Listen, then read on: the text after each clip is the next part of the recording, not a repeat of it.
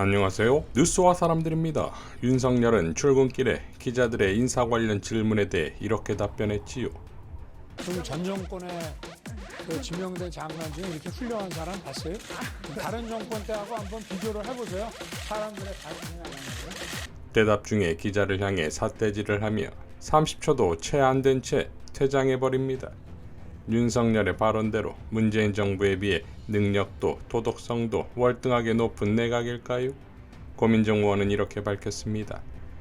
그래서 윤석열 정부의 훌륭한 장관들을 되짚어봤습니다. 한덕수 국무총리의 고액 고문료, 정관예우, 공직퇴임 후 김앤장 고문으로 4년 4개월간 18억 고문료 수령, 박보균 문체부 장관의 식민사관, 일본도 아시아를 지배해봤기 때문에 일본 사람들의 준법 정신이 좋다.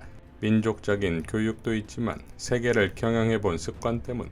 반면 식민사관 발언으로 문창극은 2014년 5월 자진 사퇴. 박순애 교육부총리의 음주운전, 혈중 알코올 농도 0.251%, 당시 면허 취소 기준 0.1%.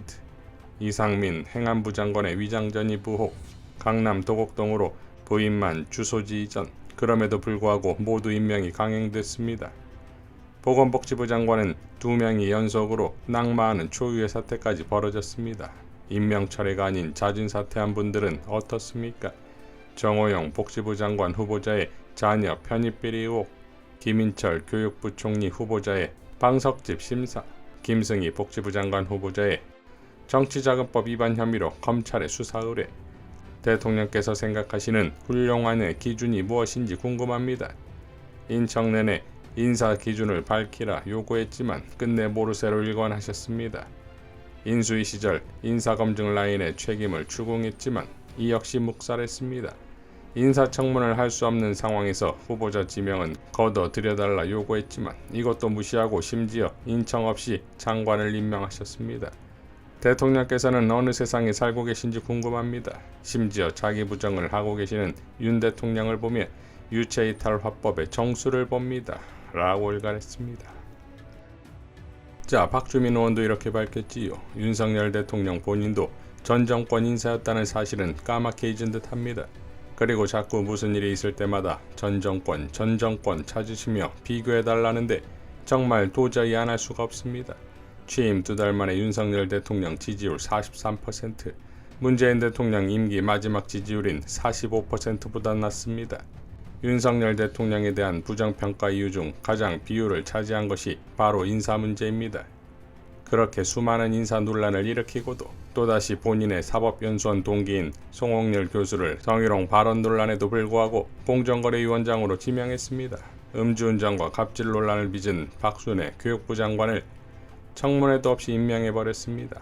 국회도 국민도 아무것도 배는 게 없는 겁니다. 이런데도 정녕 뭐가 문제인지 모르시겠습니까? 라고 밝혔습니다. 용해인 의원은 이렇게 밝혔지요. 대통령 기자회견에서 인사 실패를 두고 전 정권에서 지명된 장관 중 훌륭한 사람을 봤느냐고 도로 되물었습니다. 악질적 갑질과 만취, 음주운전 경력의 교육자를 청문회를 건너뛰고 교육부 장관에 임명하고 정치자금을 개인 렌터카 사들이는 데 써서 수사까지 받게 된 분을 장관 후보로 올린 막장 인사에 일말의 책임도 없다는 뜻입니까? 대통령 본인도 전 정권에서 지명된 인사라는 점에서 쓴웃음이 나오는 발언입니다. 이런 식의 발언은 이번이 처음이 아닙니다. 어제도 인사 문제 지적에 전 정부에 비교할 바는 아니라고 생각한다고 했고 지난번 정치보복 수사를 지적하니 민주당 정부 때는 안 했냐고 반문하는 것을 기억하실 겁니다.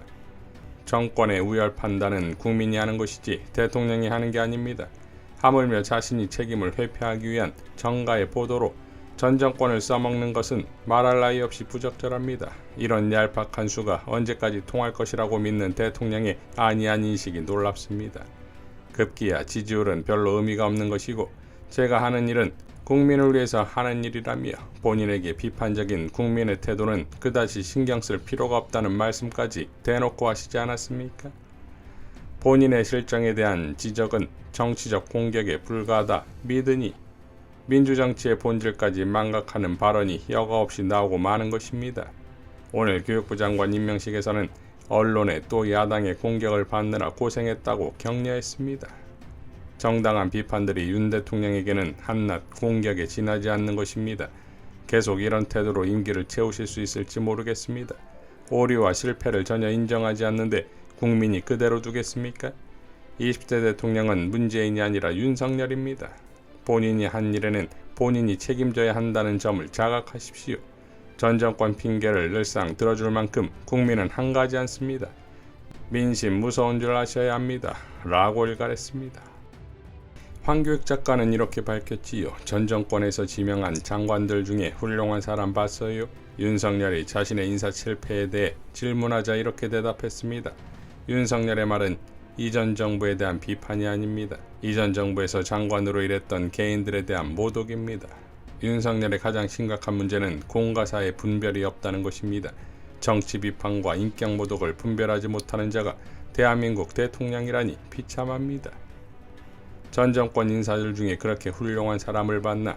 저 말의 속뜻은 이렇습니다. 내가 문재인을 이긴 사람이다. 윤석열은 열등감이 가득한 인간입니다. 자신의 열등감을 숨기기 위해 때로는 비굴하게, 때로는 건방지게 행동합니다.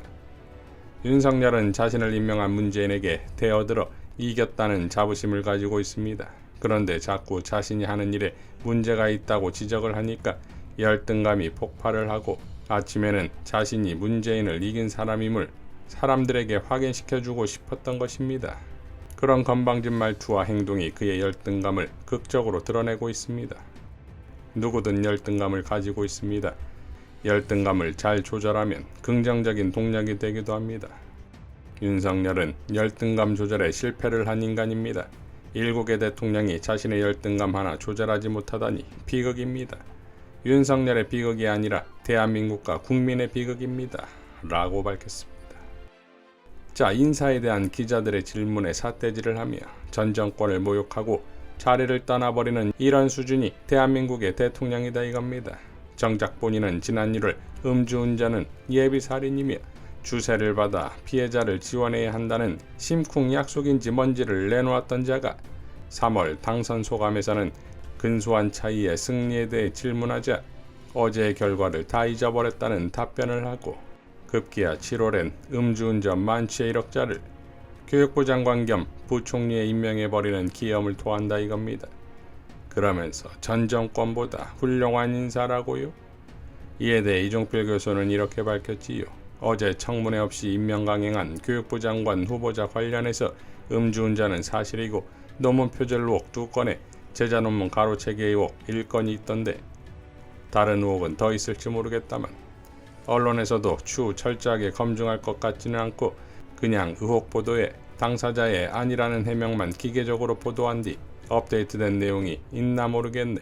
조국 일가 때는 온 나라가 난리였는데 그새 다들 너무 너그러워지신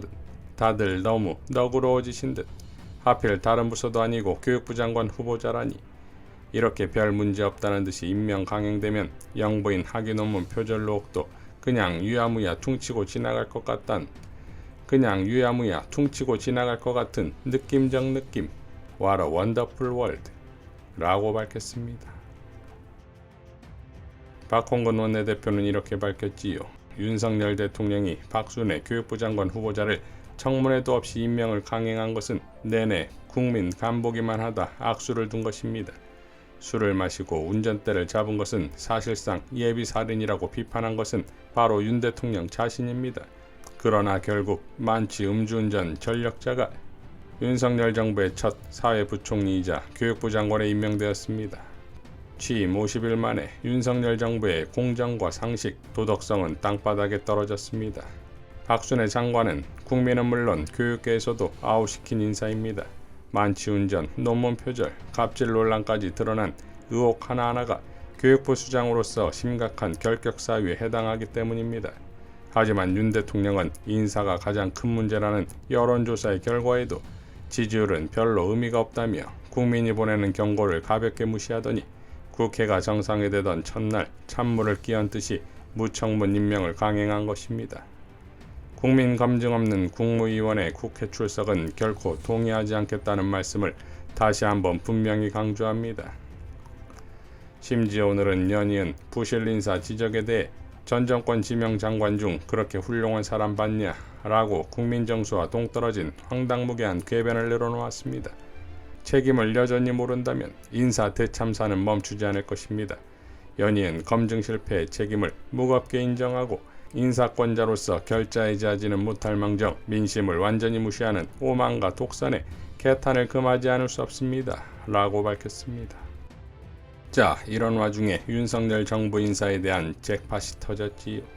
윤석열이 그토록 전 정권에 비해 훌륭하다는 인사의 검증 책임자인 대통령 비서실의 인사비서관의 부인이 등장했습니다.